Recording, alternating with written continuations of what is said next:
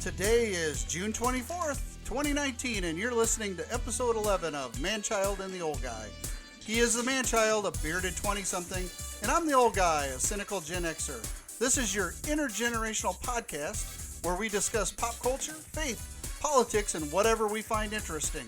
Broadcasting from the basement because that is where Mom lets us. I'm the Old Guy.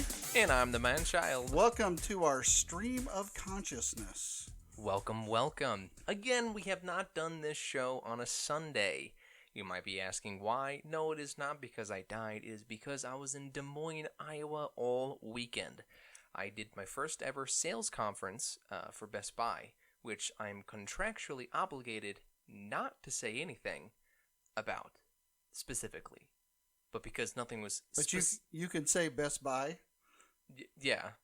So apparently Best Buy is ranked number 2 or 3 on best learning experiences, whatever, employee training, I think it was supposed to be about. Okay. We're ranked number 2 or 3 on that. So rumor is there's always a Target employee or there's some other store that's right up there with us that's at seminars with us, and they're always trying to get information. So like a secret shopper? Yeah, like they're trying to get our books that say things in them about how we do stuff. But here's the thing. They're not special. Nothing we do is unique, special, or like different than any other store. It's a lot more free-flowing for Best Buy. Again, I can't say anything specifically, but because we never really covered anything specifically, I can talk about everything, right? You're specifically not saying... specifically anything. Yeah, because we didn't really specifically talk about anything other than certain pieces of plastic you used in certain places when you're checking out. You know, if that was on a fortune cookie, people could take that the wrong way. Yeah, they could. And that's why they can't use that to prosecute me, is because it makes no sense and it sounds completely wrong. I can just say it was a perverted joke or something. I don't know. I'm trying to, like, what's that word? Not plead the fifth. Plausible deniability. Yeah. You know what? You forgot to turn the TV on. I forgot. How about you turn it on while I keep talking? I can't do that because the remote's over. Oh, your remote's over there. So why don't you get up... How about we do this magical thing where I open the Roku app on my phone that's in front of me. I don't know if you can turn the TV on that way. Well, it should be, right? I can do it upstairs. Right? Well, try it. I would assume, unless I'm going to start controlling Mom's Netflix while she's watching this. That would be make her so mad. Slightly funny. Let's see. Remote, connect to Wi. Oh, that's right, because the Wi-Fi is all jankety, so I won't be able to connect to that. Give me uno momento. While he's doing that, he was gone all weekend, so he got home really late, and he was tired, and so we didn't record the podcast. Do our show, the podcast, yesterday. Yeah, so we're doing it today, this afternoon. I mean, we were going to do this at like 3:30, but that, you know what, 3:33 must be the worst time for us to do anything. The magic number, 333, or whatever it is. It's quite possible, but I can tell you the bridge going over the river was at a dead stop. So I drove way out of my way to avoid it, but that takes me like 10 miles out of the way. Yeah, there's like no better way to get around any of the traffic here in Davenport. You got flooding, construction, and overall bad drivers. But anyway, so I had the Best Buy sales conference this weekend, and it was frankly killer because the Friday before I left, the Friday the day I left, last Friday, I worked from 12 to 8:30 p.m. And then I had to leave immediately after work to get to Des Moines, which is a little over 2-hour drive there. And then I got to Des Moines, and then I had to check in, and then they were hassling me. They were hassling me about having to put a credit card down. I said, no, I do not need to put a credit card down. Yes, you do, sir. And they were like trying to argue with me. It's for incidentals. No, and I was told specifically by my GM, Jason, and my manager, no, you don't. It goes on Best Buy's account. You don't worry about that because you're just an employee. And then finally, JR, the cool dude that was there to conduct the seminar, came up and he helped me out. So I got out of that, and then I went to bed. Then I woke up, and then from 9 a.m. What did we get out? 9 a.m. to 5 p.m. each for Saturday, Sunday. We just sat in a room and did nothing. Don't say you didn't do anything. I'm saying did nothing as in like You learned beep. Okay, well, we discussed beep very much, and then we went into a lot of detail about beep, beep, beep, beep, beep, and that beep. That's so specific. Yeah, I know. I probably shouldn't even say that we did beep. All that to say, what are you ranting about today, now that we've established that you visited Des Moines over the weekend and did a lot of eep? Well, to start with... Thanks for opening that can right next to your microphone. And you're drinking a carbonated beverage again, which means you're going to belch during the show at some point. And you've got the largest, cheesiest grin. Thank you. Yeah, thanks. I'm drinking passion fruit LaCroix. So before I get my rant, I'll just say, because I was driving out of town, Best Buy, they gave me like $35 a day for the conference for meals. And it just excludes alcohol, but it doesn't exclude anything else. It has to be like food related. So I went to Target and I bought like an 8-pack of LaCroix because I wanted to. And you went on a rant about LaCroix last week. Yeah. Well, I'm just saying there's one flavor that I do like, which is the passion fruit. So I wanted to get that again and make sure I did like it. It wasn't just that one hit wonder kind of thing. And then the girl child was telling me that I had a belch there. I almost had a belch there. It didn't come. She was telling me they got an espresso flavor now. What? I gotta try it. I have to try it. I will order it here if I have to. Oh, that's weird. Yeah, I gotta try it though. It's espresso. They better put caffeine into it. Anyways, another thing about the girl child. She's moving here tomorrow. And you're very excited. I am very excited. So we have an apartment. She occasionally listens to the show. Yes, she does. Yes, she does on Spotify. Spotify, because it's British apparently. So. Okay. Yeah, it doesn't mean anything to that me. Was other than they own If that Anchor. was your British accent, it was terrible. No. I can do Cockney accent, yeah. I'm from southern London, yeah. Give me my... It sounds like a muddled Australian, New Zealand, Canadian... Oi, get over here. Get my taxi, yeah.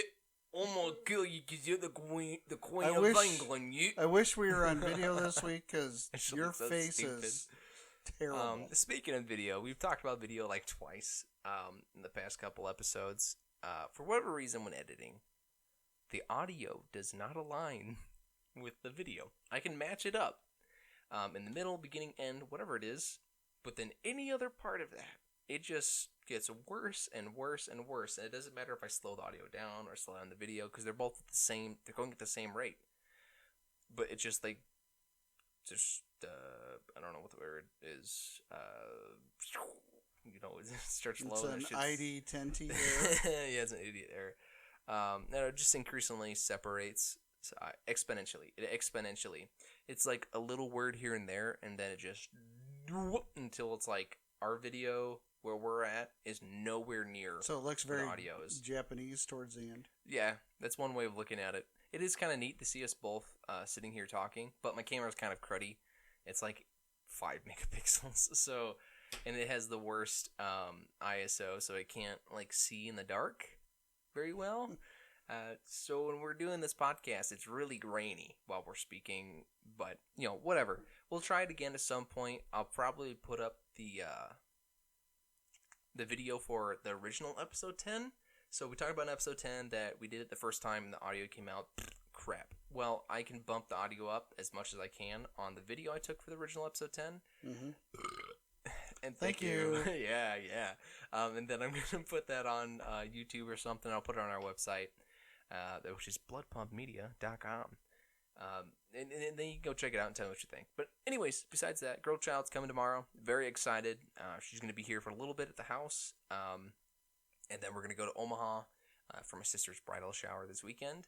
And then when we get back Sunday night, she moves. We're going to move some stuff around, and then she moves in Monday. And then there we go. And life's a box of chocolates. My mom always said... I don't know. What is Forrest Gump's accent?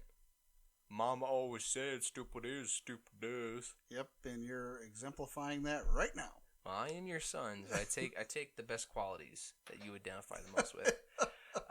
Anyway, so here's the big thing. I've been talking. You're very downscaled today. I'm very downscaled. Yeah, usually you're a lot more excited. I know, but here's the thing. I can see the computer and where we're at before, and I know that if I get too excited and I start screaming and just getting really into the things I'm saying, here's what happens. It starts spiking, and then everyone listening to this gets...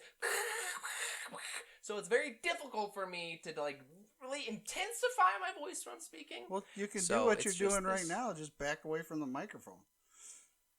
So, okay. You sound like somebody's taking one of your batteries out. Well, I can do an NPR sort of thing if I really need to. Thank you for listening to Planet Money this week. We're sponsored by Family Mutual. What? I don't know. Does that even remotely sound like it? It's a little NPR. It could, it might not. Who knows? Anyway, so one thing I want to talk about is Designated Survivor. I've talked about briefly before that I've been watching this Netflix show, Designated Survivor. Well, it's not originally a Netflix show. It's an ABC show. After the second season, it got canceled. And spoiler alert, if you haven't watched the first 2 seasons, shut up, because I'm going to spoil them. So the way the show begins... Yeah, just say... Look, the first 2 seasons... a few minutes now. Woo, boy, that was loud. Sorry, my iPad I'm trying here, man. I'm trying. I'm out of the You're loop. all over the place. I am so sorry, man. I'm just like, I was so prepared yesterday to get on the show, and I had like everything I was going to go with, but then it just didn't happen. And then today's been real weird. Just like back and forth trying to figure out stuff with the move for the girl child. In school. So, I'm out of it. I don't want to go to work this week. I just want to get out of here. Or, like, out of town. I want to go back to... Anyway, shut up, Gail. Anyways, okay. So Designated Survivor starts with Tom Kirkman, who's the director of HUD, which is the Housing Urban Development. He's a secretary of HUD. And then it's the State of the Union. But before the State of the Union, the secretary of... Chief of staff comes to Tom Kirkman and says, hey, the president doesn't want you anymore. You can resign, or you can take this position for the UN in Montreal about housing development for Indians or something. And he's like, well, I need to talk to my wife. And they said, okay. So he didn't technically resign, and he did not technically get fired. He was just put on notice. So he goes home, and before the State of the Union, he gets a call saying, hey, you're the designated survivor, which means that if the whole cabinet and the president, Supreme Court, everyone just dies in an explosion in the Capitol building during the State of the Union, you are now president. Well, wouldn't you know that he's the designated survivor? He survives, he becomes president, and he slowly is rebuilding the government. He has these 2 people emerge. One ends up being the bad guy from the bombing. The other is a lady, whatever her name was. She's the GOP speaker. So these 2 people are now part of Congress. They're control Congress, and then he needs to set up the judicial system and all. So he's rebuilding the government from like nothing. But one of there's a couple of reasons I really like this show. While ABC produced it, I've been binge watching it since Netflix has it. It is so wholesome. Like, there's no gratuitous sex. The language is fairly mild for what you see everywhere. You see everywhere else on TV, and it makes me feel good. It's, even Mom said she'd like to watch it. It's got a compelling storyline and an honorable main character, Tom Kirkman, for the show, and I really like it. And then his politics, while I don't agree with all the things he does, because he's the first independent president, I guess, technically, since George Washington. But his whole thing is he's fiscally and defense-wise conservative, but then socially he's liberal, which is kind of where I sit, but I know I'm with the Republican Party. But even with his policies, it's like, dude, you might as well just be a Democrat, which comes up in the show later on. Democrats are trying to make him the head of their party because, like, everything he's passing is just Democrat, and then he just throws a bunch of money at the defense budget. So what's this got to do with... I'm just getting into stuff, okay? I'm trying to explain the overall story. Anyway, there's all this drama about conspiracies to overthrow the government. The VP ends up being a bad guy trying to kill the president, so the VP ends up almost telling this whole story. This show has become your soap opera. I wouldn't even say it's a soap opera. Honestly, yeah, I mean, I guess the story's kind of like a soap opera. But it's a really interesting take on what happens for the president. Because when you're watching it, you just see this president that's every single moment he has no free time, there's something coming up, the dumbest thing possible that we don't even think about. But someone says, "Oh, you took a photo with this ex-con that killed his wife. Do you condone marital abuse?" You never think about how impactful that is for like just a dumb question. But when it's hitting the news lines, everyone in the White House is working against it 24/7 because that's going to spin the narrative one way. And one thing I really respected about the first 2 seasons was that it's Kiefer Sutherland, so it's 24, but he's president. He's super honorable. Like they call him Honest Tom, the Americans do in the show. He's like, I'm not gonna lie to you.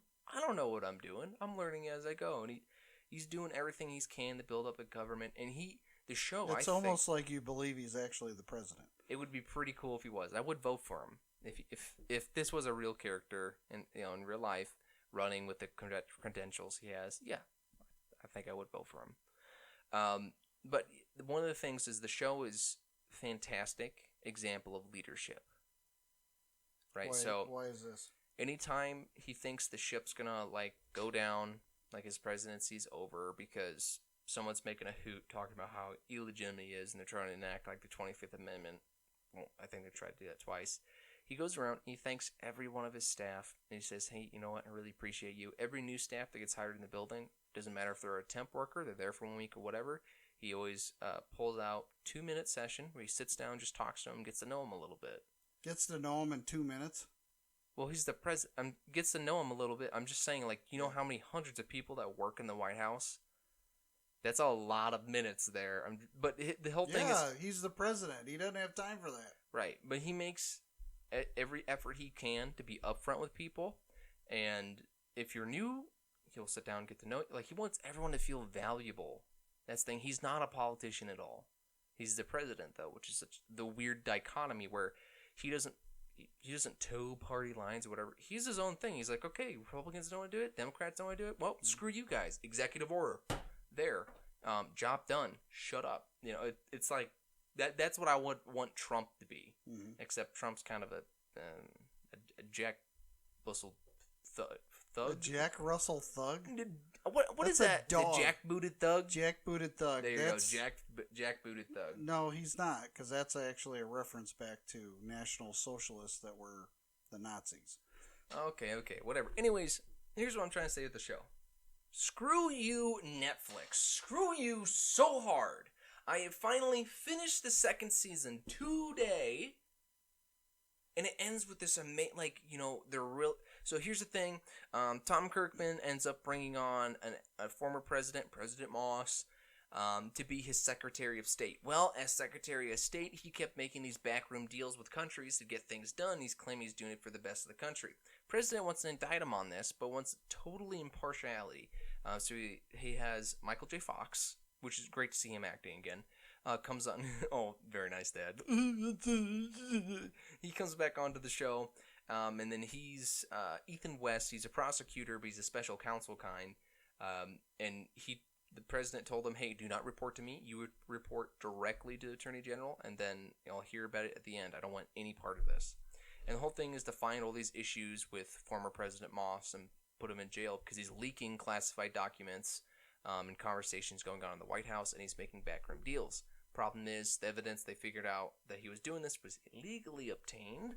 And that's the recurring theme, was that at the end it becomes the President Kirkman. So what's... Now, dude, I'm just saying, this is the cliffhanger where they're going to indict the president, and then it's a sitting president, and he's like, I'm not going to resign. If I have to go, I have to go. That's what it is. But I'm not going to walk out. They have to get me out of here. So what's this got to do with Netflix? Let me get to it. Okay, so all this stuff is happening. Bam! Episode 21's done of Season 2. So, waiting for Season 3. And as Season 3 picks up, I want to gouge my eyes out. The setting of the White House doesn't look the same. It's like they tried to make it look like the East Wing or West Wing from, what was it, the 90s? The West Wing. Yeah, it was all kind of bright all over. That's what the look. They get rid of all the classic White House styling. They're trying to make little rooms look more modern. They're adding lots of gay characters and romantics, and then there's like the sexy stuff is like steamier, and then within the So it first kinda 5 minutes, They moved it totally HBO. towards House of Cards or something like that. Kind of. I mean, Tom Kirkman's still Tom Kirkman, but it's just, it doesn't feel right because within the first 5 minutes, there's a staff member saying, "Well, this is a cluster," beep, which is totally not part of that character, and then it's not part of the show. And then the sets, all while they look similar, do not look the same. They look cheapened, like they didn't want to put in the effort that ABC did, and a lot of the shots. Which is something I hate a lot of people do, is where either they add the artificial hand holding to the camera, or they're literally just holding the camera. Where's the steady shot? It's a really good I think it's so award they winning. filmed it like they were filming Cloverfield. Like there's someone's. It's just a profile shot of someone speaking, and then it's just kind of shaking gently. Why? Why even add that? Because that wasn't the cameraman. That was added in like After Effects. Why even put that in there? There's no reason to. And then go ahead and sneeze, Dad. Do it. No, Do it. I was actually getting ready to yawn because I'm. Oh, so bored. So bored. I'm sorry that this show is so incredibly boring to you. Don't move the I'm just mic away saying. I am, because I don't want to like blow the microphones You're out. gonna be just fine. Okay, I'm gonna be just fine, so I'm just gonna say what I'm gonna say. I am so sick of this. It's like, at first when Netflix was getting all these shows like Longmire from ABC or wherever the heck else it was on TV, it went really well and they carried on. The show ended because people just wanted that closure about that television show. But this, for crying out loud, you just screwed up a show that was wholesome.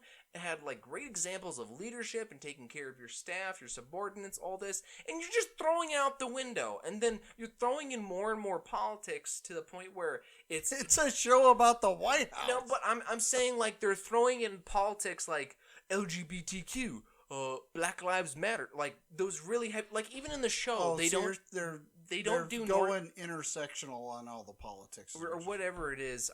Like there isn't North and South Korea. There is East and West Honshu, and then there isn't. Are they afraid of offending the North Koreans? No, it's because everything's not exactly this, because you can't. So it's an alternate reality. That's sort of, I guess. There's a fun thing in the first season where before they talked about what year it was and which number of president it was, there's a picture of Obama on the wall. So the president just died is presumably supposed to be the president after Obama, but then as they're speaking, like, well, it's 2018 and I'm the president, Tom Kirkman. Okay. It doesn't line up. So, but you were. So they bombed Trump? No, it's just like the original president was this old white dude. I don't know what his name was, but the thing is, President Moss wasn't on that wall of presidents that they had up in the show as they're walking down the hallway. So it has but Obama was. Yeah, the continuity does not work well, and they're like, I'm a former president. What decade? Because there's no way you were a former president because you weren't on that wall. But well, Obama was, and the show started like photo. He's just so old it was an oil painting. No, he's not that old though. He's like 50s, maybe 60s. But you get Obama, and it's like, wait, the show started in like 2014. But so, anyways, it's just kind of weird. But here's one thing: is they're throwing all these real life politics into the show, where the show addresses a lot of weird issues. Or at least issues that kind of affect our culture, and it's just an interesting way for us to talk about it. And so what you're saying is, go ahead and watch the first 2 seasons, but past that, yeah, after that, just be like, it was a sucky ending for season 2 because you feel like everything's over, and there's some parts that need closure. But my understanding is it was canceled after season 2, and Netflix decided to pick it up. Thought they could pull some viewers in from ABC. Yeah, I mean, I know that's what they did. I don't know how you'd get someone to really go over and talk about that kind of stuff. It seems really stupid. Like, they come over from ABC to watch Netflix just for Designated Survivor. If I was actually around and watching on TV, I might have really been into it. Because, honestly... Until, yeah. It's a great show. I'm going to finish watching Season 3 to see if the show wraps up or if it's going to become a Season 4. Because I am interested in the storyline, vaguely, but I'm more interested in Tom Kirkman as the president and how he... Would you ever be interested in how seriously they're going to screw it up? Yeah, that's one of the other things. I want to see, like, where the heck this goes to the point where, like, characters become gay suddenly, which I totally have a feeling they're going to start doing. There's going to be a character that's obviously not gay, but becomes gay. They do some good jobs talking about like the fentanyl crisis, but then other things it's just blowing out of proportion. How we need to address the tech community and the gay community, LGBTQ community. You don't do any of this, so you're not good at anything. But at the same time, there's a great subplot about how the new chief of staff is constantly leaving the White House because his wife is sick. The reality is she's addicted to fentanyl, and he keeps putting her in rehab. And it's just this side plot that no one really knows, which is really interesting to like show the highlight. This really successful politician guy in the White House, he has all these issues going on in real life, and that really affects what other Americans are doing. I think that's very interesting. But then when you throw this, well, I'm gay and black, and I like computers kind of storyline into it, man, it makes me want to turn it off. It doesn't make me interested in it. And that's one thing with my culture is it's like, if a show is just a show, and it does not involve real-life politics, it does not matter. I think it's totally stupid. I think a lot of shows that are supposed to be reality should involve some level of realism to them. Even if it's Andromeda, where you just talk about politics we're having in the show and then discuss it in a creative way, or, figure out your own solution to it, whatever you want to happen to it, but not just... Yeah, that's called melodrama. Whatever. I'm just saying, like, here's an issue about guns rights. Great, well, make a show where you change guns rights and then you show the aftermath, or, like, maybe it works out, maybe it doesn't. Create a story where everything you want to happen in the world, let it happen in this world. And, you can come up with however it'll work. If you can convince me that this will all work through a TV show, well, cool. If you can't, well, sucks to be you. But those would be interesting, not this. It's just a show, and we're throwing intersectional politics and virtue signaling everywhere, but you never address it. Great, you're a gay computer tech guy that's black, that just so happens to be black, and you work in the White House. What does that address? Nothing. You're just stating it to state it. I am a conservative Christian white male. Great. That doesn't mean anything. I'm just stating some adjectives about my being, my own person. It means absolutely nothing. So if you're going to make a show, like, do something. Okay? Don't just, I'm a gay guy. Woo, and then, bam, they get hit by a truck and that's it. No, I've never watched this show, so I vaguely know what you're talking about. But it sounds like what you're saying is, for the third season, that they wrote a whole bunch of stuff down on dice and threw it out on a table and went, oh, there's this, and this guy, and there on this dice it says that they did something, and they just threw stuff out on a table full of dice with random stuff on it and went, oh, here's an episode. Well, the episode I'm on right now is about child brides, because some Saudi dude comes take a picture of the president. President leans over and is like, oh, what's your name? Sally? Oh, how old are you? 14? And then he shakes her hand and says, well, are you having fun here in D.C. with your father? The Saudi looks down and says, that is not my daughter. That is my wife. And the president goes, oh, and then looks at the camera, and they take a photo, and it's on the news. The president supports gay pedophilic marriage and underage marrying, blah, blah, blah, blah, blah, blah, blah. I didn't mean to so converge those two. Ultimately, to sum this up, what you're saying is you're disappointed in Netflix. I'm disappointed in Netflix. I'm disappointed in the writers for the show, because... Well, I'm guarantee you it's not the same writers. No, it's not.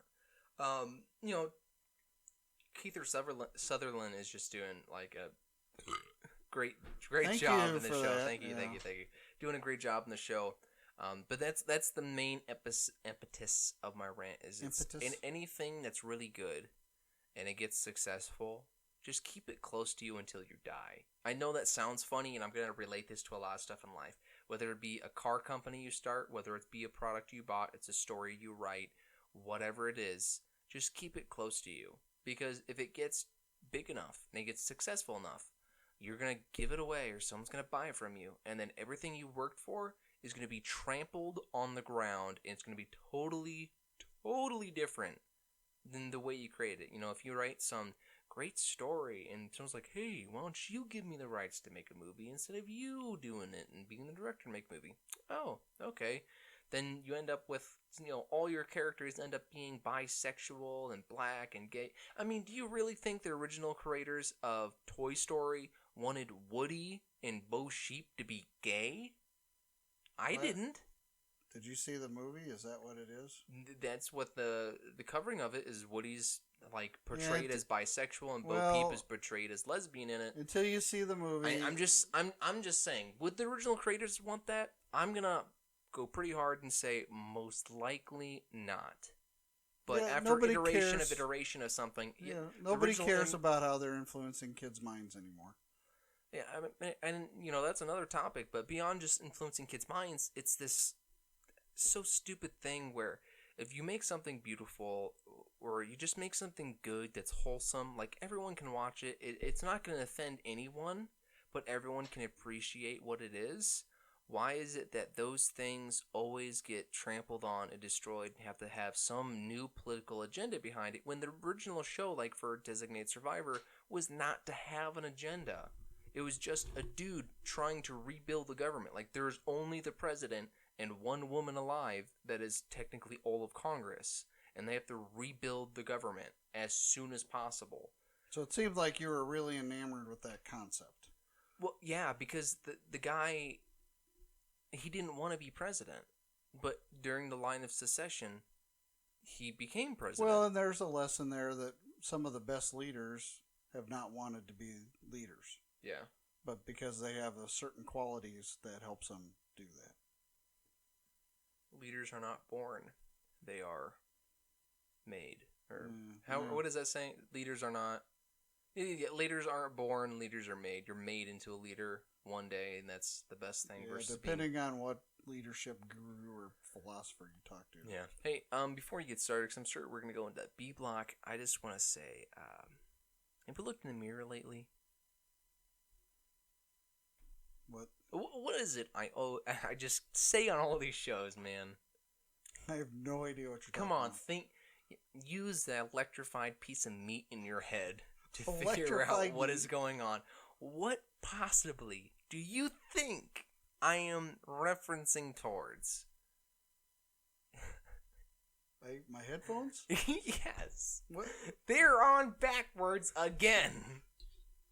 It just doesn't matter. It does too. One makes you look like a moron, the other doesn't. And then, you know what? They sit flush against your ears. How can you not tell? It's they like sit if I put flush against my ears the other way. No, they don't. I can take. You want me to take a picture? Oh, here. Okay, I will take a picture right now. I'm going to do this for my dad because he just doesn't get it. Okay. All right. Like, let me focus in on your face. Oh, come on. Sorry, it's dark in here. Okay. Great. Now switch them the other way.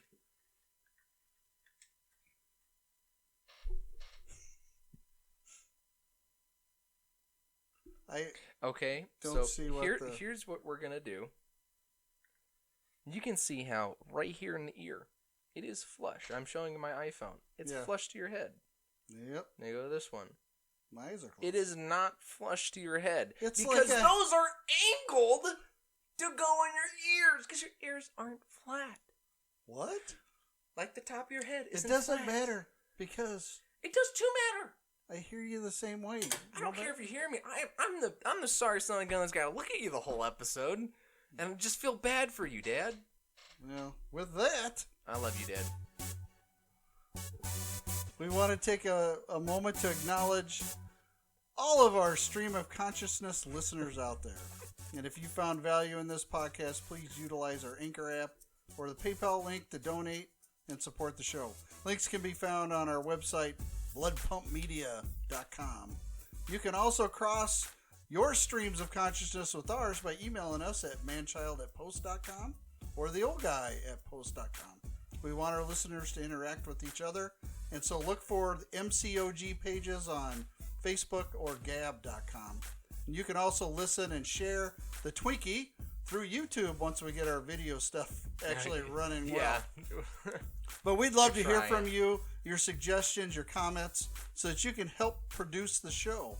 And if you like what you hear and you're finding value and entertainment in what we're doing, although Designated Survivor went on a little too long, that all means... Man, you wanted me to have an opening. There's the opening. Okay? Then by I was all gonna go means, into tell it, others about the show, The Twinkie. That's our formula. Oh, man. Across the streams. Across the streams. I love this plan. I'm excited to be a part of it. Yeah. Why do you sound so depressed? Why do I sound so You're depressed? like... And with that, we want to make a moment to acknowledge all the streams of consciousness. Do you want me to listeners. rewind and do No, I don't want you that? to rewind. I'm coming out I'm of just your... I'm coming out of my... come out of it like headstrong. You know I don't think you look like a moron. I just think it looks stupid having your headphones on the other way. You don't look stupid, but the headphones definitely on you look stupid. So I'm not making fun of you. I'm just making fun of the things you choose to do. You know, it's like laughing with you. I'm not laughing at you. I'm just laughing with you because you are disabled or somehow. I don't know.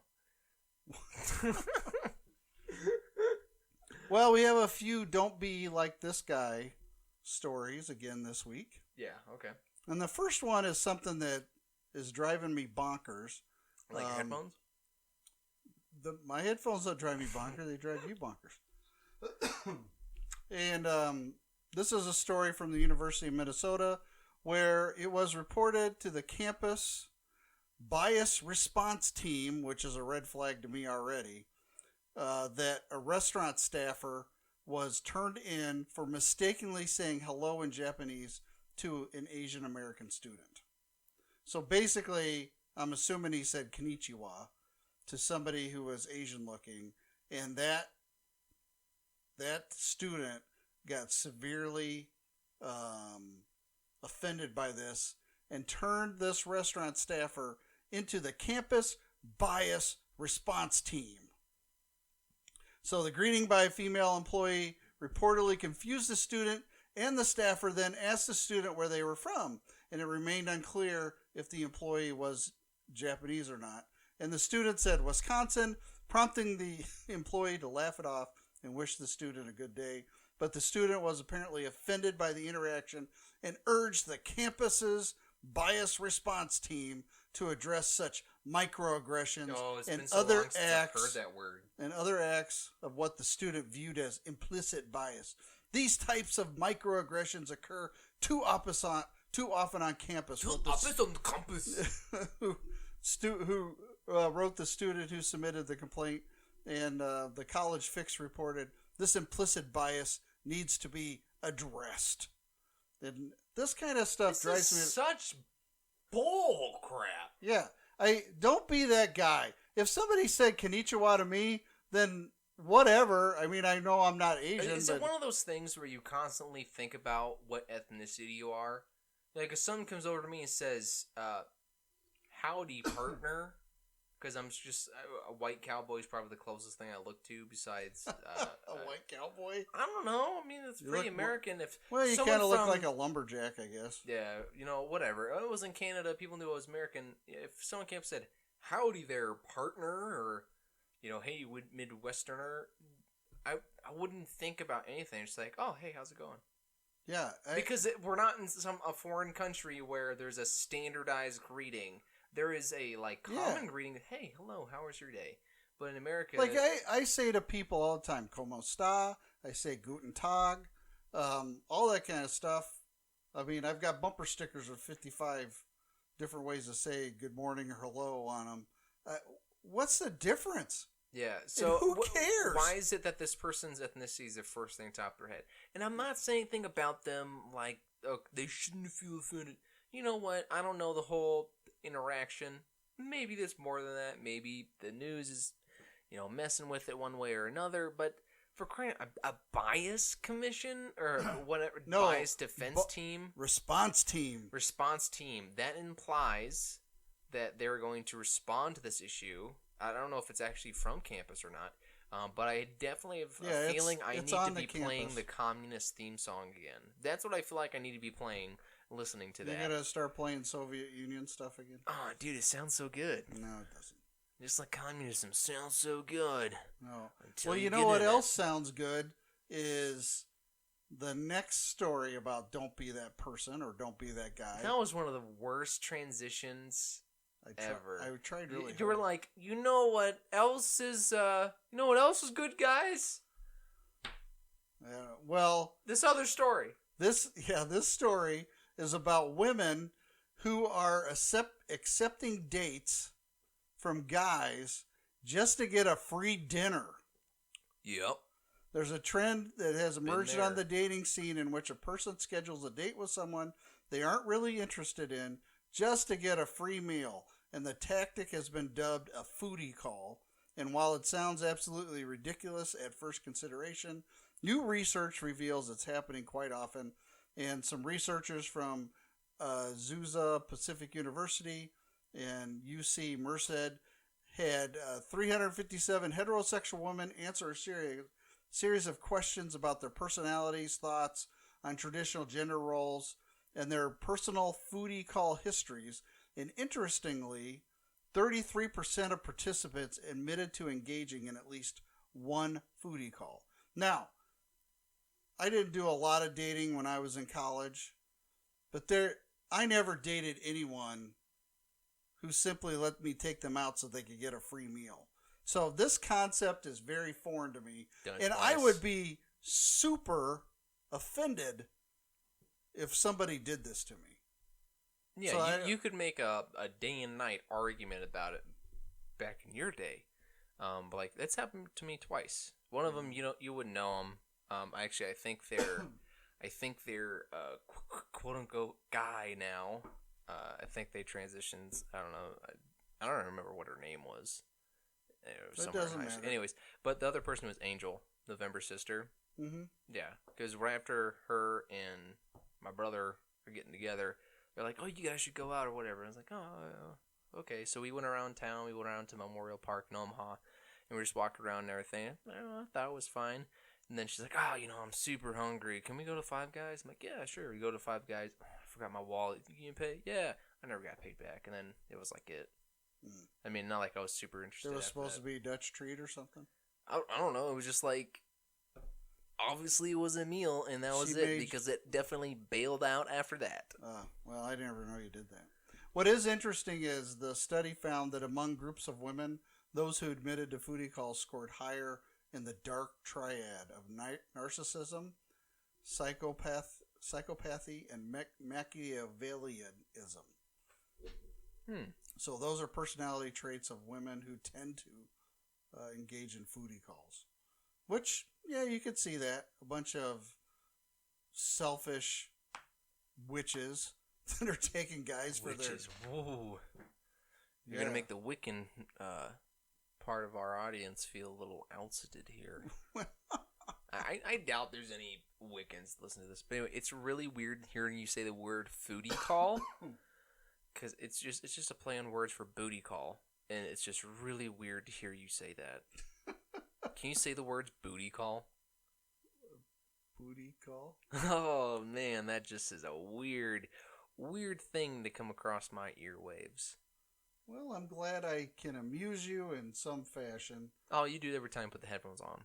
Well, it's not that hard to, that's split the things way up. they naturally sit on my head. No, they do not. Because you know what? Headphones aren't natural. They're designed specifically to go in your ears a specific way. So why is it you put them on the exact opposite way they're designed to go on? I don't even want to go any more of a topic on this because you're wrong. You're completely wrong about this. Okay. So,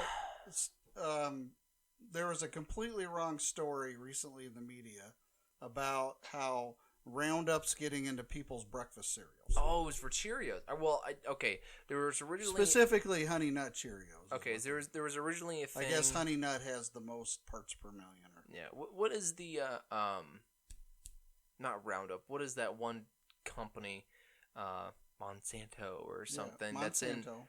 Yeah, they're the ones that do all this stuff, right? Yeah, okay, so originally it was Monsanto is found in... heart-healthy Cheerios or something.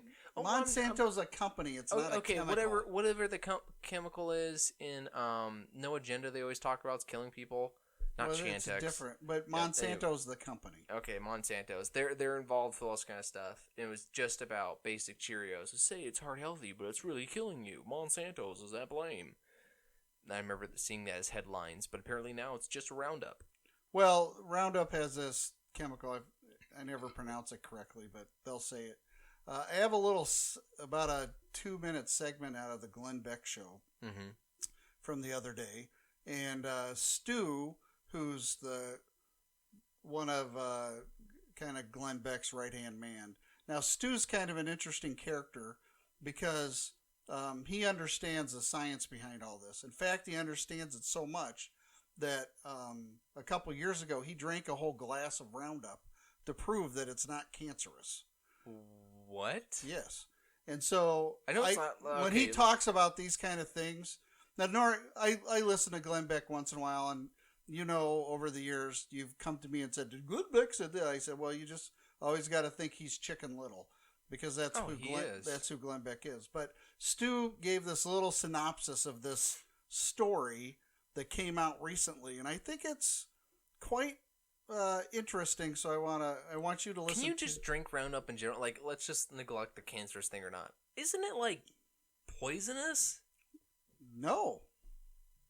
It actually. But I mean, when I had to spray it on campgrounds to work as maintenance, you had to wear gloves and goggles, and you can't get it on your skin or whatever. Well, let's listen to what he has to say, and then I'm curious. Go for it. We'll go from there. Got to warn you, they found ways to. Oh, man, it's just the big cereal companies that want your children to die of cancer. Yes. They found another way to get that cancer into your kids. Yeah, if you saw sugar cereal. If you saw these headlines, Honey Nut Cheerios is going to give your kids cancer. Basically, is almost a study found that they found dangerous levels of glyphosate in these cereals. Glyphosate's the thing that's in Roundup. But it makes your heart healthy. Right. Makes your heart healthy. Whatever. I don't care what the bee tells me. It's delicious and I'm eating it. Whether it gives me cancer or not, I'm still going for it. But so I decided to look into the actual details of the study, which is it's absurd. So first of all, it comes from this like left-wing environmental group. And it is shockingly not peer-reviewed. I thought peer-reviewed science was the only way to do science. Not peer-reviewed. They did not release their data. They did not release their methods. They're just telling everyone that we found this and we swear it's true. So you have to first of all take the face value, this environmental group that's against Roundup and glyphosate and everything, to believe that. But let's just take them at their word for a minute, just for the thought experiment here. How do they?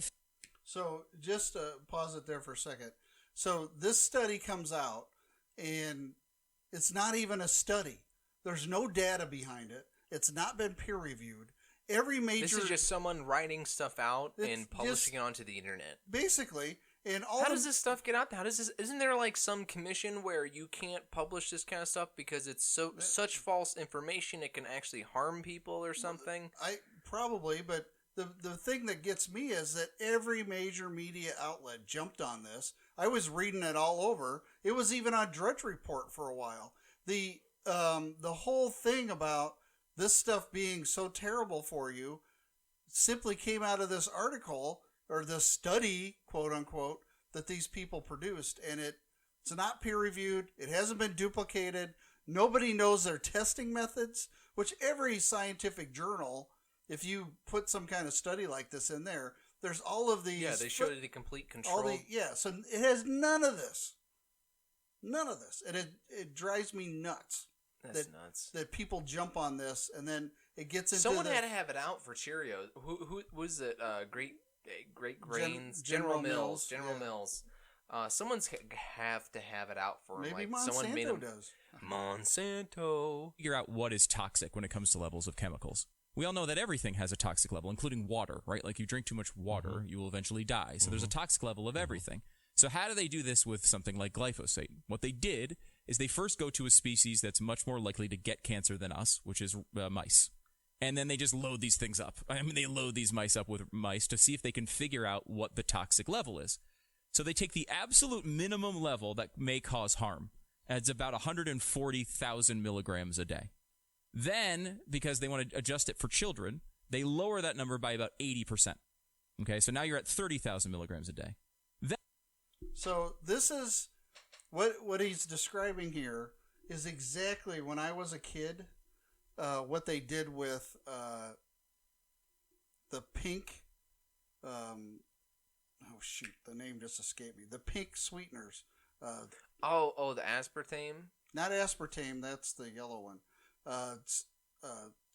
Sucrose, saccharin.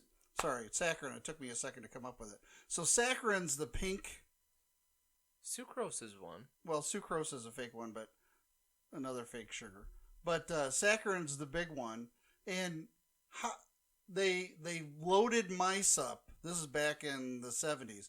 They were pumping mice full of saccharin, and they all got cancer. Yeah. And so for a long time, saccharin wasn't on the market because it caused cancer in mice. So therefore, by virtue of that, it's going to cause cancer in humans.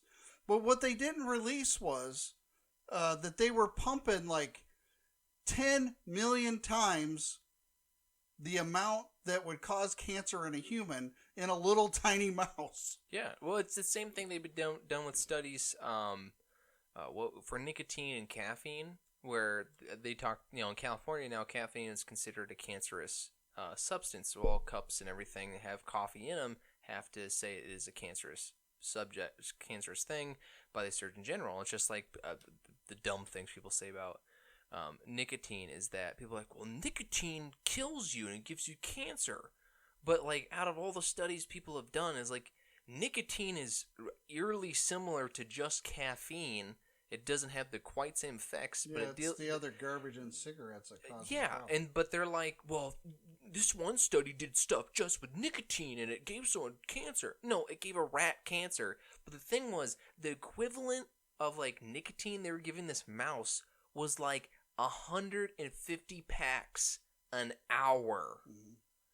There's no one that can take that. And then that one study where people screwed up and they're saying, well, 5 cups of coffee can kill somebody because it sent these guys to the hospital.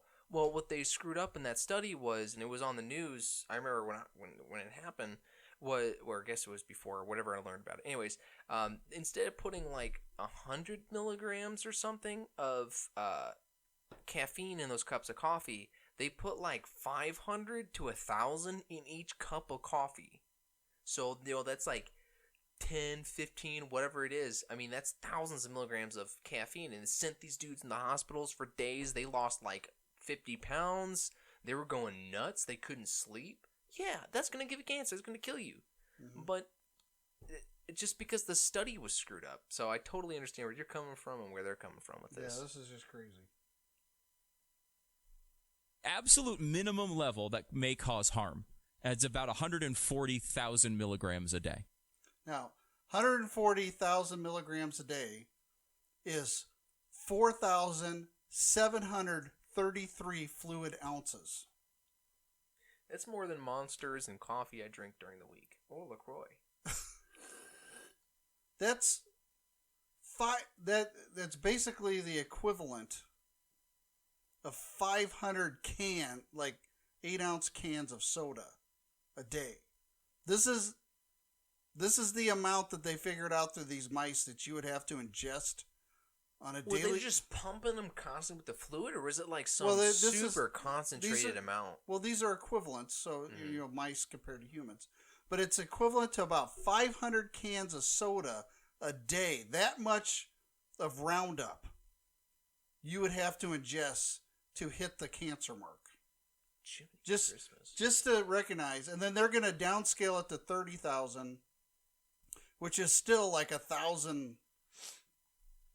It's 1,000 ounces a day of a fluid, which is no one drinks you can't drink 1,000 ounces of water a day. Well, you can, but you wouldn't feel very good, and you'd be in the bathroom the whole day. Then, because they want to adjust it for children, they lower that number by about 80%. Okay, so now you're at 30,000 milligrams a day. Then they divide it by 10 because they want to make sure that we're super safe. Okay, so now we're at 3,000 milligrams a day. Then for safety, to figure out the minimum level, they divide it by 100. So now we're at 30 milligrams a day. Okay. Wait, this is what? This is how they figure out the level. This is how the EPA figures out the level of what's okay for you to have. So it's way less than the absolute minimum that they would give to mice, and it would cause any issues.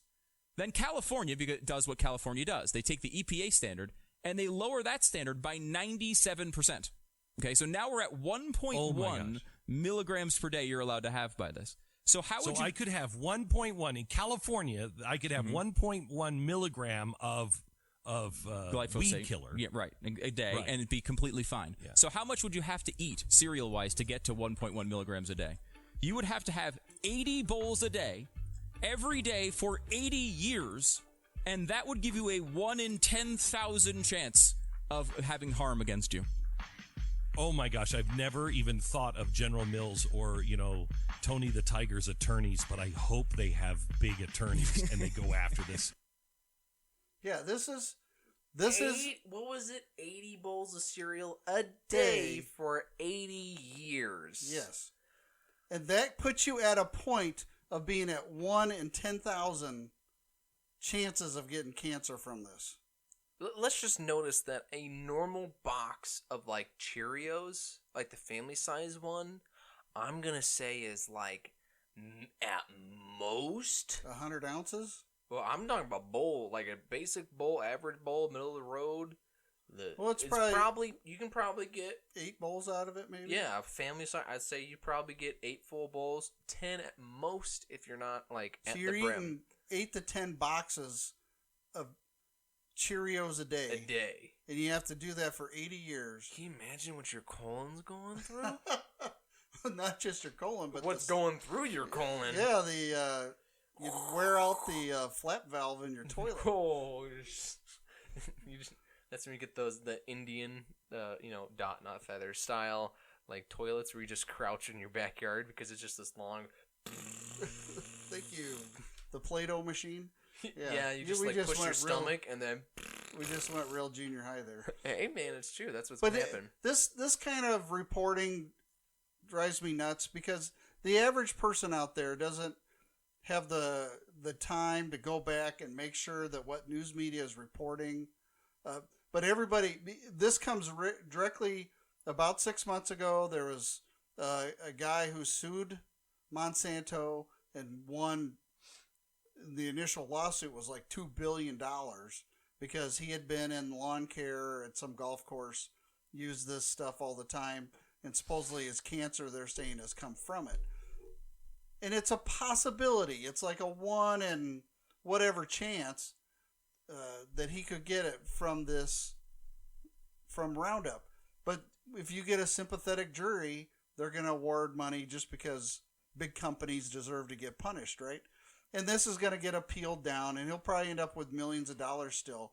But the reality is that the news media needs to stop reporting this kind of stuff as fact, because it's not. And Stu here, again, he's a guy who's drank an entire cup. Now, he'll say, this is not something you should do on a regular basis. The stuff tastes awful. But he's done it several times. He's drank different fluids that people have said are cancerous, and they're not, just to prove a point. He's also, the other thing he's drinking is fracking fluid, which... it's supposedly going to make your faucets explode, right? All that kind of stuff. So it becomes a really interesting thing, but it does mean that all of us, as we're watching things and watching things come through the news media, and as people are sharing stories on Facebook, that you cannot take what it says on the surface as truth. You have to dig. Everybody has an agenda. Everybody's pushing the public in a certain direction, and you should not be a bandwagoner. You should not fall for all of this stuff. You should be like the cynical Gen Xer, the old guy here, and question it all, because I don't really think anybody's telling you the truth. Yeah, and here's another question before we get into our next thing is, so Nebraska is going to start testing high school students for nicotine levels to participate in sports and other curricular activities. Right? Why are they actually doing that? Here, I think it's completely wrong. Because look, I was 18 and 19 when I was in high school. I had every legal right, if I wanted to smoke a cigarette, to vape, chew nicotine gum, whatever it is. I had every legal right to do that. My school cannot discriminate against me on that.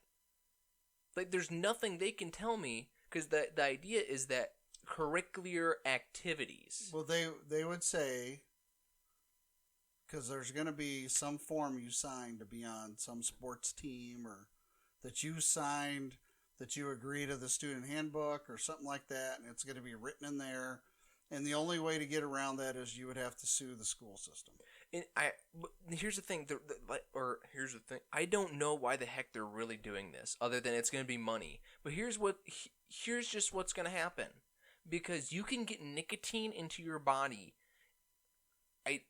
Like the same amount of ways you can get THC in your body. Yeah, it can be through oil, it can be through skin contact. You can absorb breathe it through your skin. You can drink it and not even know it, because you know what? Nicotine doesn't really taste like anything when you mix it with things. So what's going to happen is you're going to have all these kids going to go to some sporting event. Hey, here's an easy way to get rid of them. Go buy them all sodas. Just some vape juice in there. They won't notice. Drink it. Oh, they all tested positive for nicotine. Bang, bang, bang, bang, bang. They're out of competition or whatever. That's exactly what this is going to be used for. And then you're going to have schools that aren't even going to test for it. It's going to be like a random drug test. Like, oh, there's nicotine in your system. You're screwed. I was in the car and my dad was smoking a cigarette. Well, you're dead. Secondhand smoke kills you again. Yeah, back in school. Kills your grades, too. But this is another one of those question everything. So what is the reality of them actually doing this? Why are they doing this? I don't know. I really can't come up with an actual reason, because I don't think it's because people actually give a crap about what this is. I think it's Teenagers because have been smoking since forever. Yeah. You know, since I think cigarettes became cigarettes. I think this is the ATF, the Alcohol, Tobacco, Firearms thing, right? But that's what they're called. I think it's because, I mean, technically tobacco is not on a decline. It's actually going up in the United States. But they're preparing themselves for the future, which is just going to be nicotine intake. So tobacco is going to be like the ANF or something instead of the ATF. So then they're going to be able to enforce nicotine, right? Because they're already working, it's been years, but they're still working on vaporized alcohol where you can consume it and within 10 minutes you're sober again, because your body doesn't have to process it through your liver. It goes through your bloodstream and then it's gone. Yeah, it's really, the science is really nuanced. Look it up. I'm serious. Still, look it up. I know, but it's still going to get processed through your liver. But I'm saying it's not, it doesn't go through the same way. It's just like a chemical versus the actual liquid, the hard substance getting through you, but you like get wasted for a couple minutes and then you just like sober up. And you're going to run into a lot of issues with that. Anyways, just question everything, okay? Just question everything. That comes through the major news channels. Nothing's allowed. Certainly don't. Everything is permitted. Don't question the old guy in the Manchild podcast show, though. Yeah, don't question us. Just subscribe and donate to the show. Remember, go to anchor.com/FM. So there's a couple sociological trends that I think are interesting. Okay. That I want to get your take on. First is, this is out of the San Diego Union Tribune, and they did a story recently. Then they found out that Americans make up Mexico's largest demographic of immigrants. Oh, because we get rich down there. I mean, you can go down there with $100,000, and I think it's, you know what? I'll just look it up and make sure but it's like increases exponentially. Yeah, and that's exactly what it is. The story, the main story is Tijuana in Baja California, and people move down there for the tacos or the music or the nightlife, the story goes, but they stay to live a less expensive lifestyle or to retire on the beach and in the sand. And American immigrants live the Mexican dream, can have the same hopes and goals of the Mexican immigrants in the U.S. to get a little ahead or start a new life. There may be more Americans living south of the border than previously noticed, but it's certainly becoming more. And the Mexican government has determined Americans are actually Mexico's largest group of immigrants. And the southbound surge during a speech last week from Mexico's president, he promoted friendship between the countries, and he said, a little cited fact is that in Mexico, there are about 1.2 million Americans. That is, our two countries are protagonists of the largest demographic exchange in the world.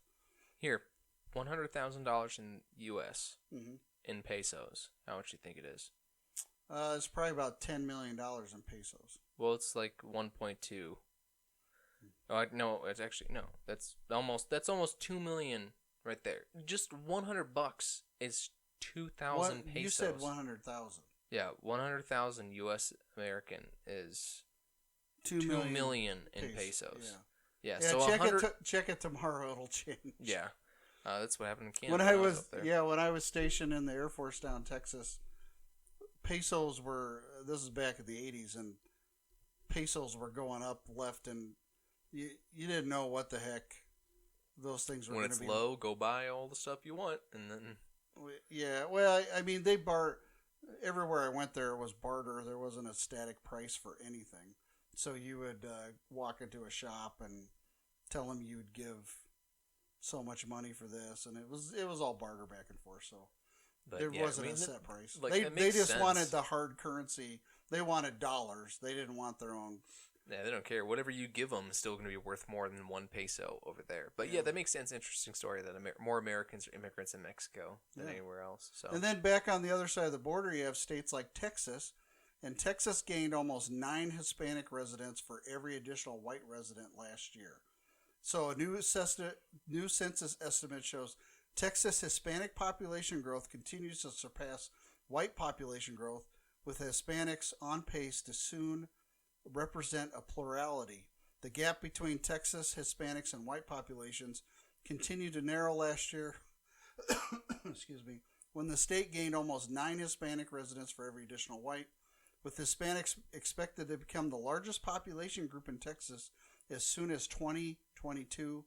New population estimates released Thursday by the U.S. Census Bureau showed that the Hispanic population climbed to nearly 11.4 million, an annual gain of 214,000 through July 2018, and an increase of 1.9 million since 2010. Now, this is kind of interesting. Number one, because Texas is a deeply red state with a couple of purple/blue counties in it, namely Austin, Houston. But in general, the state's always been red. And it is a widely held belief that since California has switched to an entirely blue state and they've changed the nature of local politics there, that no Republican's ever going to make it back to the governorship, or any Republican presidential candidate just is never going to make it through California anymore. That now that California's gone, which voted for Ronald Reagan, now Texas, if this population changeover happens, in general, even though Hispanics have more in line socially with thought process of conservatives or Republicans, in general, because they're an underclass or below middle class in general, that they tend to vote Democratic.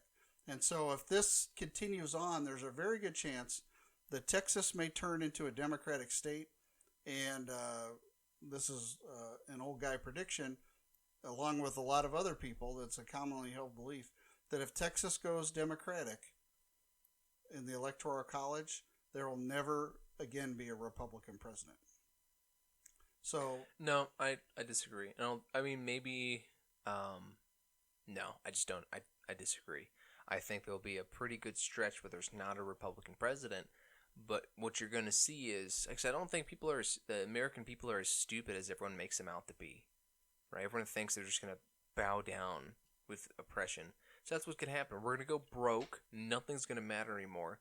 And then the first people to get killed or suicided or whatever. So what is suicided? You know what suicided is. It's where you commit suicide, but you put 2 bullets in the front and back of your head. Bullet you in did the it by brain yourself. Yeah. 1 bullet in the head, 1 to the heart, and 1 to the gut. Yeah. And you did it all at the same time. How do you personally shoot yourself in the forehead and then in the back of the head at the same time? You got suicided. So you're going to have all that kind of stuff going on because it's failing. It's going to be all the weird hipster kind of guys like me that are just wusses. Is that what you're calling yourself? People like me, but total wusses, right? So I like the LaCroix, I like the espressos and things like that. I like all that kind of things. I think they're great things. I think they're part of American culture. But I'm conservative. I still like guns. I will run you over with a truck. I like hybrids because I think they're really cool. Why are you going to run me over with a truck? Because I can. It's America. Get over it. America. Well, actually, you won't get over it. I'll get over you. That's Because I'm right. in a car. But, you know, I get all this kind of I stuff am proud that to I'm... be your speed bump, Manchild. Oh, thanks, Dad. When I get old enough to wear diapers, you can feel free to hit me with a truck. All right, let's see what God says about that. Anyways, so yeah, there's all these things I really like, but when push comes to shove, I'm gonna uphold my American constitutional rights, and everyone else where they're like, well, a foreign government is in control of my state now. What does your constitutional rights have to be with changing demographics? What I'm saying is eventually the country's gonna collapse.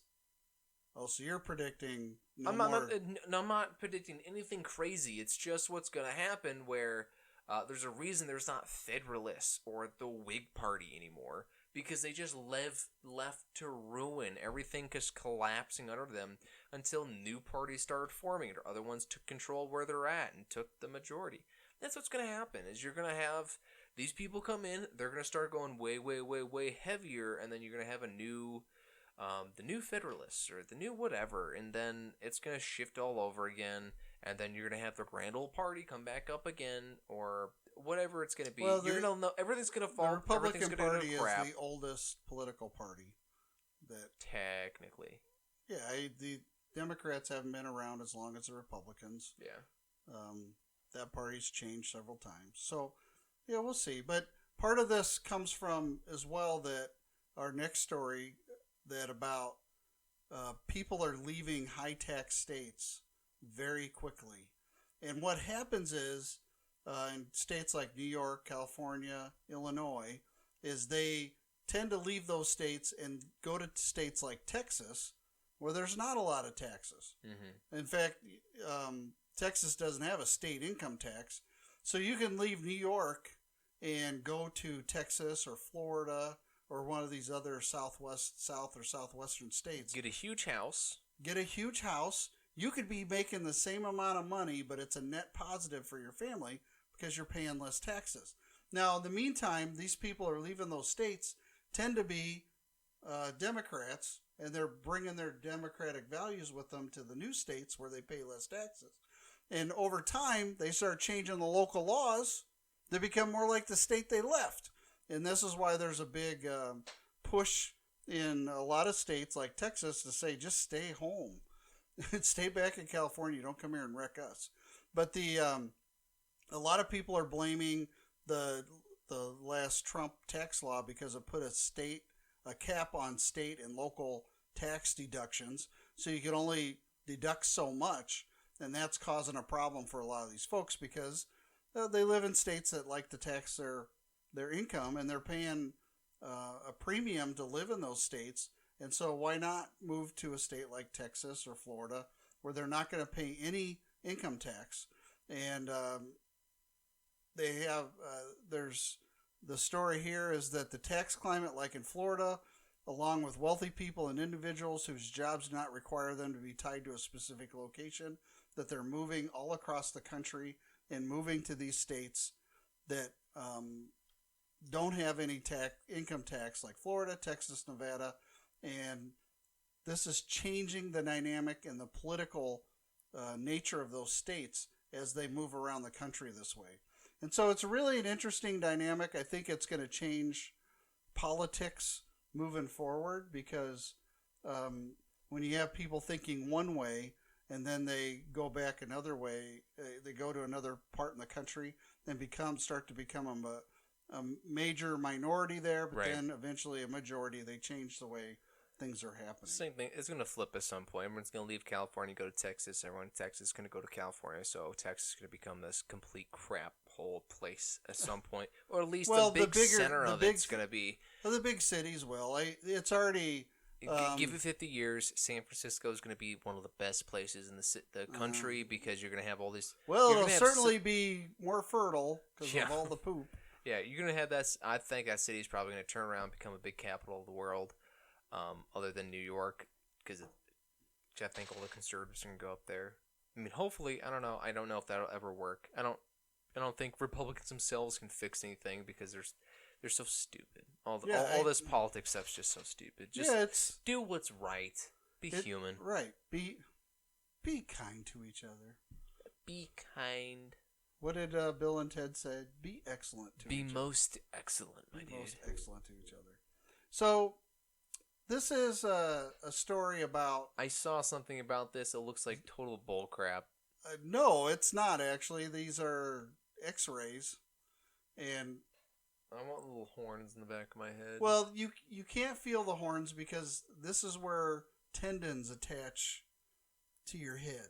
Right. So it's spots where these tendons are pulling on your bone and pulling the bone out. And the tendons being pulled so much, your body's natural tendency is to grow extra bone to support where the tendon attaches. So what we're getting at is these stories that have been coming out. The one I'm looking at now is from actually Australia. Younger generations are growing horns in the back of their head. And this is because people in general are looking down at technology and specifically their smartphones all the time. And they're hunched over. Now, the thing is that you typically see these conditions where... in the back of the head specifically, where a tendon attaches to the bottom of the skull, you tend to see these horns starting to come out in older people because they've lost a lot of muscle strength, and older people tend to have less or not as good a posture as younger people because they've lost bone density, they've lost some of their motor skills, they've lost... Right. Yeah. They're old, they're looking down a lot. Yeah. Great. Well, they're hunched over. Yeah. The old guy that walks around mumbling, he's probably got a cane in his shoulder. You don't have a cane yet, Dad. Thank you. But the younger generations are starting to show symptoms of people who are 70 or 80 years old. How younger is this going? Because I hate when people say young people, because everyone concludes like 35 and younger as young people. But look, I look down just as much as you probably look down. You know, when I was bored at the store, I just looked down at my shoes and I skipped over the line. Well, let me answer your question. Okay, right then here get in the to story. it. Go for it. The doctor who did this study looked at 218 X-ray images of people aged between 18 and 30. Exactly. There you go again. And found 41% had developed a horn-like bumpy lump at the back of their heads, ranging in size from 10 millimeters to 30 millimeters. Okay, does it say anything about, he just looked at random x-rays between those ages? Yeah. And, 10 millimeters and 30 millimeters really isn't that big. I mean, it's minuscule. Yeah. It's very... So... You can't even call it a horn then. It's just mild bumps. It's a horn shape. Oh. Yeah. It's a horn shape. But 30 millimeters is about a third of a centimeter. Yeah. So it's... but it's there. It's evident. And, they blow them up. Now this one, on this person in one x-ray they show in the story is 2.7 centimeter. That's pretty big. 2.2. Yeah. Not 2.7. Oh, I'm sorry. It was 3 centimeters is 2.17. I missed the 2.17. But that 2 centimeters is quite long. That's, that's about... Well, I would want to see the whole cases because if you're just looking at between 18 and 30-year-old random x-rays of their heads... Well, look, if you're already in the hospital, you already got something. I don't know. It just seems a little weird. It's like I'm going to a cancer facility to go look at X-rays of livers. 18 and 30-year-olds have a 45% chance of having cancer in their liver. Well, yeah, you went to a hospital where they focus on cancer, and you only looked at X-rays of people with cancer. What did you expect to find looking at their... So that's where I'm a little dubious and question everything about that. Well, you can go look at the show notes and do some more study and get back to us on that. Oh, I don't need to get back to it because it's total bullcrap. You know why? Because it's at BBC. It's British. Oh, it's British. They don't know how to take care of their teeth, so they can't take care of anything else. Okay. Just saying. Yeah, and speaking of not being able to take care of stuff, so Monopoly's coming out. Oh, is this the thing where they take away the money? Yeah, it's a cashless Monopoly game. This is bonkers to me. Hasbro announced Wednesday it will release a version of the classic board game Monopoly designed for the digital age. But financial experts argue the game's new design could deprive children of important financial lessons. Yeah. So the latest edition of Monopoly, in the latest edition is gone are the paper money and community chess cards. Instead, the board game now comes with a voice-controlled artificial intelligence device shaped like a top hat. Designed to prevent cheating, players will now press a button on the top hat and dictate commands such as paying rent or trading properties. The game is set to be released on July 1st and is available for pre-order at Walmart and Amazon. But you haven't always appreciated playing Monopoly. Well, it took me a really long time to understand it. But here's the difficulty. But it does being the youngest child. I got 3 siblings that know how to play it, and then I got you. So that when I play it, there's already 4 people there that know how to play it, and I'm just there. No one wants to explain it to me. They just want to get over with the game. So yeah, it takes me forever to learn how to play all these other games because all my other siblings know how to do it, and they're like, "We know what we're doing. Just let him kill by himself." Oh, so they go do their own thing. So I had no idea what I was doing. Now I know how to play it for the most part. But like, what is this? You hit a top hat and say, "Okay, Uncle Moneybags, play, blah blah blah, pay my rent." How much do you want me to pay for rent? $5. $50,000. No. You are broke. Well, I highly doubt this top hat thing can be considered artificial intelligence. No, it's all crap. It's everything's bull crap. That's what everything. It's not artificial intelligence. It's not machine learning. It's just freaking. That's not. It's just programmed that when it hears a phrase that sounds, if it hears this sound, which is just me saying, "Okay, top hat, pay my bill." You say that with enough people saying that, it knows in general that if it hears this sound, which is that sentence, to respond with this selection of other sounds, which is it saying, "Okay." That's it. That's not artificial intelligence. It's not forming sentences that you didn't already write for it to say. Okay. Pre-record it as MP3 files that you stuck in the Well, top yeah, hat. someone's gonna drop it. It's just gonna be like a really old iPod But that no one wanted to buy. Yeah, I remember when I was a teenager, this is when credit cards started to proliferate. What do you know what I'm saying? Started to become very ingrained in our culture. So this is back late 80s. Not that there wasn't credit cards before then, Right. but credit back then started getting real cheap.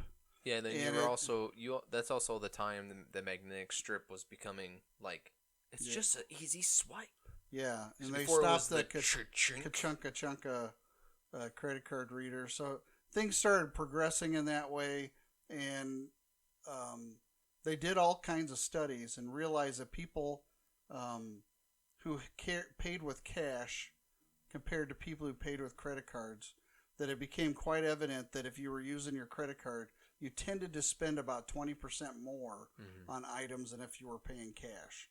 Number one. Number two is that when you play games like Monopoly where you have to hold the money, they also cite the game of life in the article, that teaches you how to make change, something that is lost on specifically the Zoomers. You walk into most places, and if their cash register is not working at that point in time, they have no idea how to make change. Or do the old, it's $21 and some change. Here's a few change. Make up the difference so I get like a full quarter back. That just blows their mind. They can't figure that out. What do you mean make up the difference so I get a full quarterback? Well, like let's say it's $20.49. Okay. So I gave you 4 pennies Okay. and 2 dimes. Okay, so you get 15 cents or 13 cents. Or you said 2 pennies? 4 pennies, Okay, 49 cents. 49 cents. So 4 pennies, and I give you 2 dimes, plus the, what did I say? It was $20.49. So I give you $21 and I don't know. I don't know what I'm trying to say. No, I don't either. Like, are you trying to say this is what I? No, I've given somebody like enough to get change back correctly, and I just messed it up in my head when I was saying. Well, look, if you're just like, here's a 20, can I get 3 5s back? And they're like, oh, well, it says it's $13. I don't or it's not. It's $15, but it's a 10. And ones is the way it's telling you to do it. They don't get like just give them 3 5s. It's good. But here's what I'll say.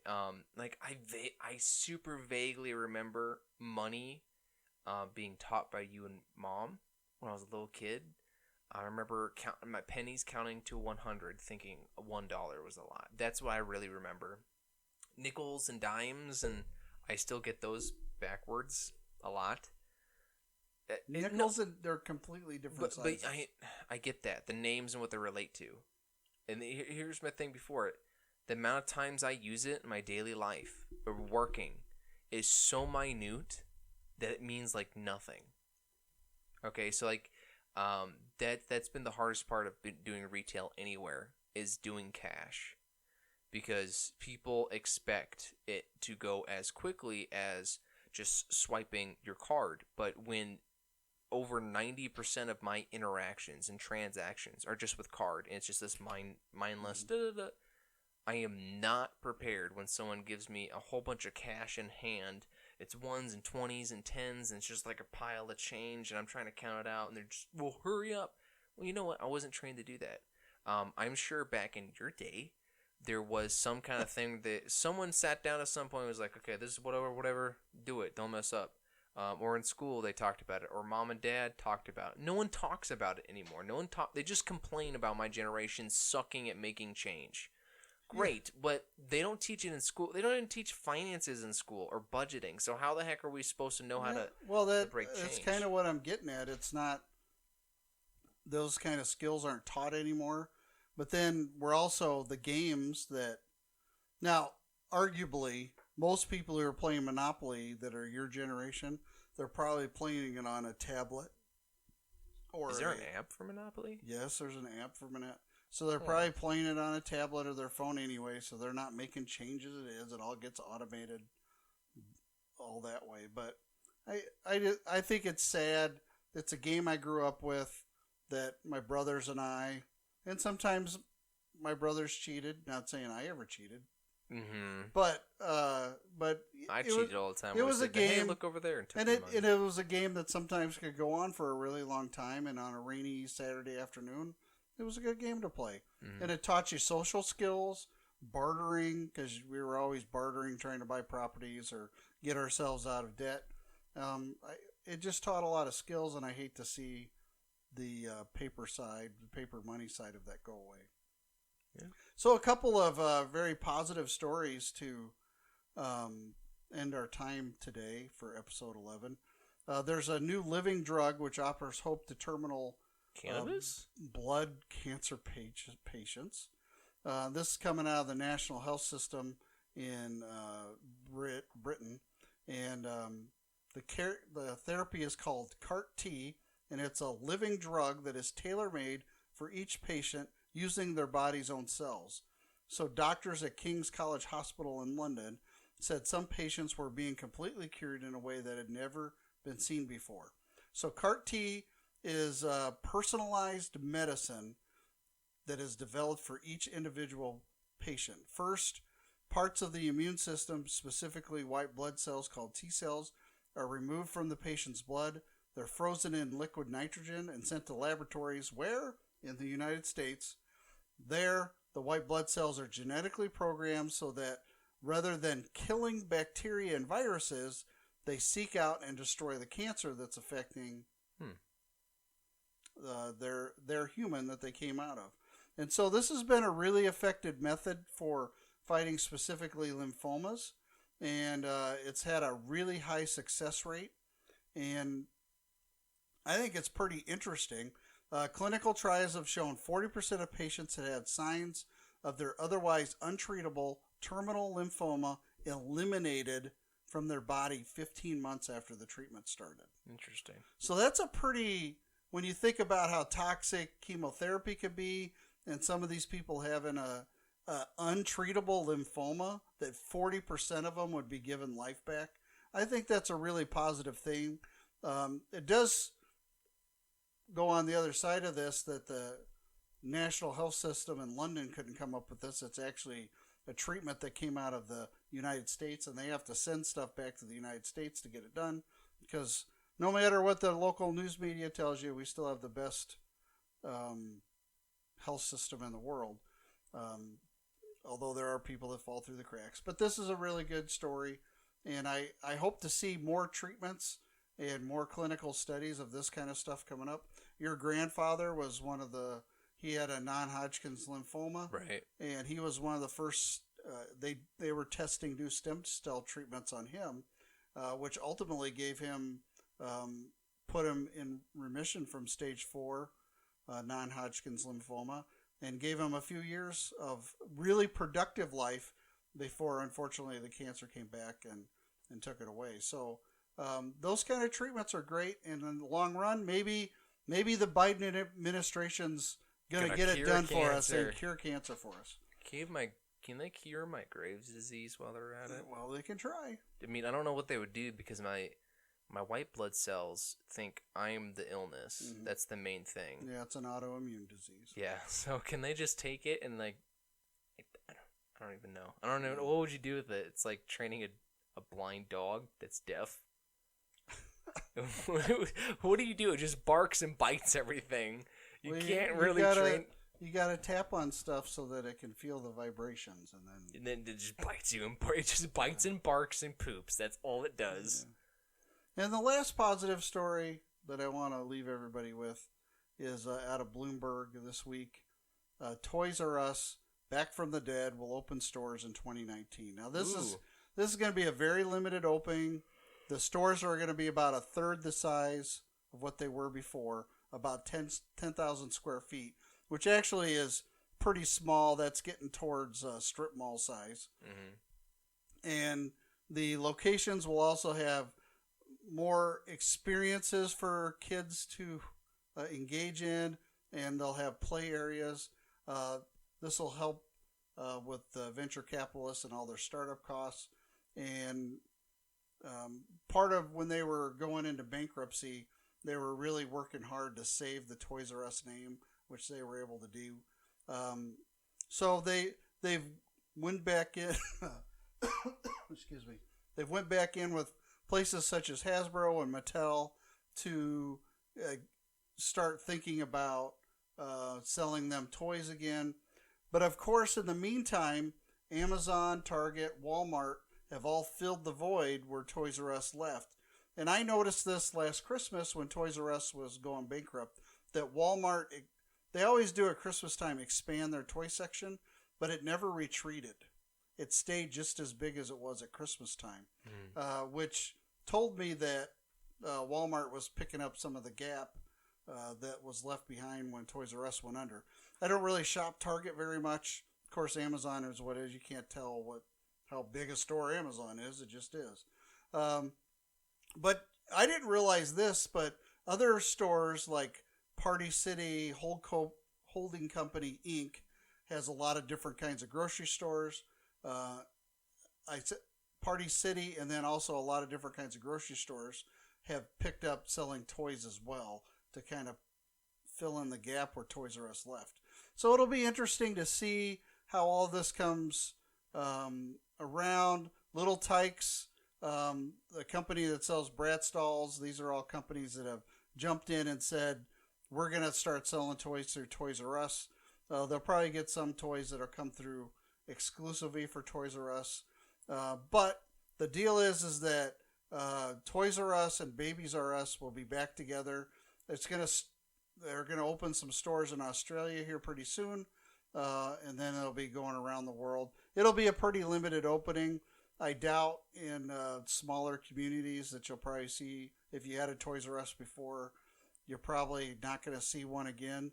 But in larger cities of like Chicago or New York or Dallas, places like that, you're probably going to see Toys R Us's again, which, again, I think is really a good thing. And it's very positive that we have a retailer like that that went under, but well, the thing was, they never actually went away because the company still exists, and inside Kroger, if I believe it's Kroger, all those brand of stores, they have these little display cases. Mm-hmm. But I don't know, they're like just cardboard stands, and they just sell specific toys. But so the brand still exists, the company's still there, even though their CEO screwed them over huge, big time. So there's just I was thinking, like, I don't think Toys R Us is gone forever. Like, you can't. There's just so much it's moment. There's so many people that just want Toys R Us to exist. Yeah, it's very iconic. Yeah. So it's it'll be great to have them back. I always liked it, especially their clearance aisle. I haven't been in Toys R Us in a long time, but if they open up, I'll definitely go back. Awesome. Well, that's about it for today. We'll be broadcasting from the basement again next week. I'm the old guy. And I'm the man-child. Don't forget to cross your stream with ours. And don't forget to tell your friends about the Twinkie. Until next week, don't fall up a down elevator. And remember, if I don't make it back, you made me come here. Thanks again for listening. All right, deuces, guys. Take care.